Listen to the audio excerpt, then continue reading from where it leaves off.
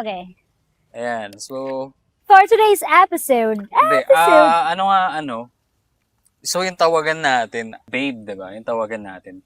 Paano ba tayo naging babe? Hindi ko alam. Ikaw ba nag-decide nun? Hindi. Sinundan lang kita eh. Binis lang tawag ko sa'yo. Tapos, babe. Siguro kasi hindi ko pa siya nagamit ever. Wow! Hello sa mga ex ko! Kumbaga siguro yung iba kasi out of, choices yung mga, yung mga nagamit na. So, parang, dahil hindi ka man lang pa. naging creative sa Uy, tawag feeling mo ko sa ikaw akin. yung may babe. Kasi Hindi. ayoko ng babe tawag Binis ko sa... lang talaga tawag ko sa'yo. Talaga? Pero anyway, kung papipiliin ka, ngayon na 7 years na tayo into the relationship, and gusto ko bang palitan yung babe? Like, meron ka bang ibang term of endearment na gustong itawag sa akin? So, kung tatanungin mo dyan, diba? I mean, alam mo yan, iba-iba tinatawag ko sa kanya. Depende sa mood ko. Minsan, bebu, bibi, mahal, or wala. Siguro asawa ko na. Ginasal na kami, asawa ko. Ayoko nga. Eme. Ayan. Kaya ko lang naman din, nabanggit yun. Wala lang, charot. Wala lang, kasi parang yung mga term of endearment na magjowa, parang umiikot lang yan sa mga parang select number of terms of endearment lang, di ba? So ngayon, ano nga ba yung babe na ba talaga yung best na tawagan para sa atin, or meron ba talagang iba na gusto natin pero duwag lang tayong gamitin? Wow! Kasi pagkakamalan tayong hipster, ganun. Ay, ganun. Sa bagay kasi masyadong performative or cool. Hindi, pero feeling ko kasi depende yan sa feelings mo eh. Kung ano yung nag-work talaga sa inyo. Feeling ko, nakabasa naman yan sa personality mo or kung sino kayo. Parang andun din yung identity nyo as a couple. So kung babe, wala, boring tayo, ganun. Uy, hindi naman. Hindi kasi may kanya-kanya. Kasi ako, may mga kilala ko, ang tawagan nila talaga, pare. Alam mo yun? Yung di na nila binago, baka yun lang talaga. Pare talaga. Pare talaga sila. Hindi alam ng mga asawa nila. Ganun. Eto na. Ayan. Pero anyway, ayun, wala akong mahanap na swabing segue. So, hindi ko rin alam kung paano na transition. Kasi ayaw namin magtunog talk show. Pero eto, ang gagawin natin yung gagawin natin, i-rate natin yung terms of endearment. Na mga magjojowa. Typical terms of endearment ng mga magjowa. May naka-ready ako dito. Okay. Ready siya. Endearment. Babe. Babe? Siguro dahil 4, kasi gamit natin siya ngayon. And wala, ang sweet lang din naman babe. Ay, yung bang mukhang babe ba yan? Malis ka dito. Mukha bang babe yung mukha niyan? Baka dapat sila yung mag-rate sa'yo. Ako... Siguro bias mo kasi tawagan natin. Ako 3. 3 siguro. Hindi bakit babe yung tawagan parang natin? Alam mo yun, napaka-safe. Walang risk eh. Walang risk, walang creativity. Okay. Kasi, di ba, parang kung mag-iisip ka ng cliche or alam mo yun, uy, baka mabas ka nung may tawagan ng babe dito. Wala akong pake kasi babe din tawagan natin. Next natin, number 2, pangga. Pangga. Parang ano ba ibig sabihin ng pangga? Palangga. Same lang siya, di ba? I think Bisaya na parang, ganun din nga na Bisaya na babe. Or dear or honey, darling, ganyan pwede. Tama ba? Paki-comment niya. Paki-comment ko ano yung palangga. Wala kami time mag-google dito. Palangga. Siguro mga 3 lang din. Or sige, mga... 4 ako. Huwag mo ko inaano dyan. Baka tayo. Ako 3.6. Okay. So, parang plus points for creativity. Ako nga 4 pa din kasi parang to me, it sounds Filipino. Mas localized yung term. So, parang tama. Ang nice lang na palangga, pangga. Hi, pangga! Diba? Parang yun, sa radyo yan. Hindi ko, Hi, pangga! Pero feeling ko hindi lang siya applicable sa mga magjojowa. Parang as yun nga, oy dear, oy pangga. Diba? Okay, next, honey. Honey. Ay, sumayo. Honey. Okay, pag sinushorten nila yan, ni. Honey, sorry may tinawag ka na bang honey? Wala pa. Ako personal lang naman, huwag niya naman i-bash. Siguro, 3 yun. 3 kasi parang, ewan ko, masyadong matamis kasi. Literal na matamis, honey. Kaya, siya nakabanked on din sa personality mo. Kung kahani-hani ba itong mukha na to? May pinipili bang mukha yung pagtawag na honey? Piling ko mag-sweet ka. Hi, honey, yung pangalan na aso ni Aya. Hi, honey. Hi, honey. Yung honey, hindi ko siya masyadong trip. Siguro, ilalagay ko siya below babe. Para sa akin, kapag tinawag kang honey, tinawag ka na rin niyang malagkit. Kasi di ba malagkit yung honey? So, di ba, gustuhin mo ba yun? Malagkit ka? Not to disrespect naman, Yes, di ba? of course. Not to bash Lahat yung naman mga... po ng nirate po namin ay isa lamang. Ito ay opinion lamang. Okay, ito classic to. Wala na Love yun. or mahal? Kung given the chance na magbabago tayo, gusto ko mahal. I mean, ang sarap lang pakinggan. Mahal, pakamot naman ng likod. Lagi mahal. ko sinasabi yan, pero sa grocery. Mahal. Kapag may kukunin kang, keso, ganun. Mahal. Ako, hindi. 4.2. Kasi, yun ay word mahal. Like, mahal mo yung tao. Parang straight to the point na. Straight to the point na sa love. Na parang, uy, lovey. Lovey po. Ang ganda lang niya pakinggan sa akin. Mas ramdam lang.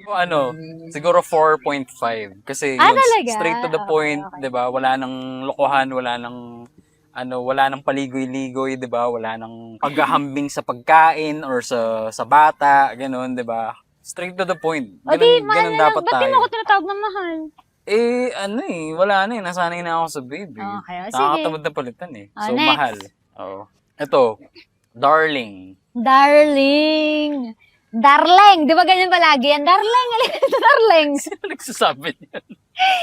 Huy, parang darling yung tawag ng nanay at tatay ko sa isa't isa. Darling. Darling, oo. Cute naman siya, pero parang to me, hindi ko siya, ewan ko may pagka cheesy, alam mo yun, darling. Okay. Na. Oo, darling. Pero cute siya, cute. Ako, 2.7. Uy, lugot ka sa mga darling natics.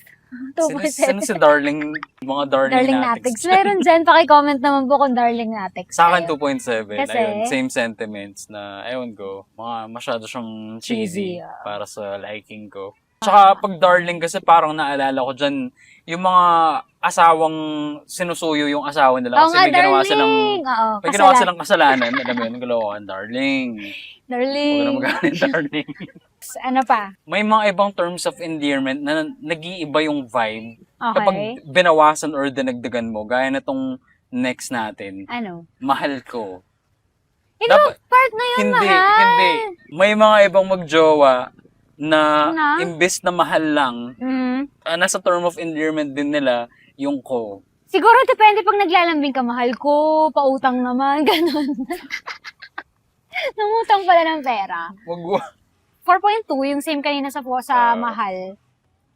2 letra lang naman yun. Diyos ko, mahal ko, mahal. Pareho lang for me Trip mo yan Sige, go. Ako, mga 2. Bakit? Kanina straight to the point ka sa mahal. Kaya nga, straight to the point. Bakit mo pa dinagdagan, di ba? Bakit mo pa, Kasi, di ba, wait. don't fix what isn't broken. No, diba? ano ba ibig sabihin ng ko? May ownership. Ownership. May Ayun nga ownership diba? ka kasi. Wala kang ownership dun sa tao dahil Wow.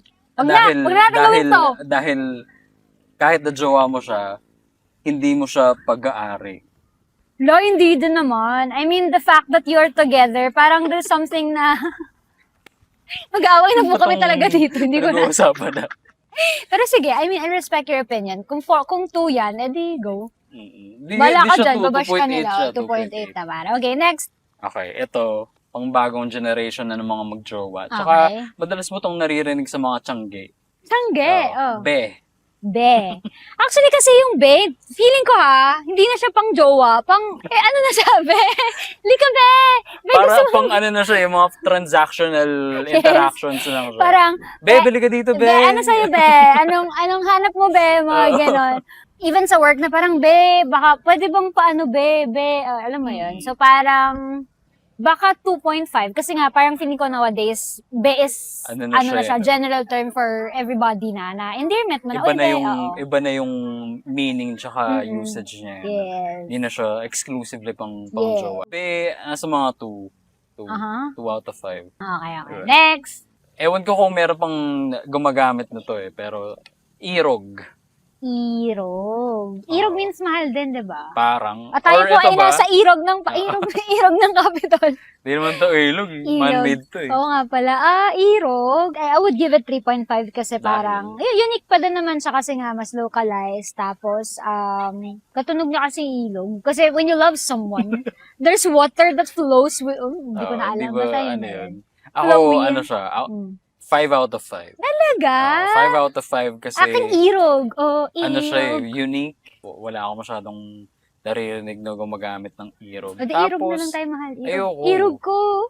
Yung na-associate ko is, di ba, yung mga pangharana. Yes. Yung- Very, very traditional. no? Traditional, di ba, yung lalakad ka talaga ng ligaw, kasi Yes. magpuput ka talaga ng effort Aha. para ipakita mo na seryoso ka. Oh, So, ayun, may ine-evoke siyang certain sweetness para sa akin na hindi Talaga?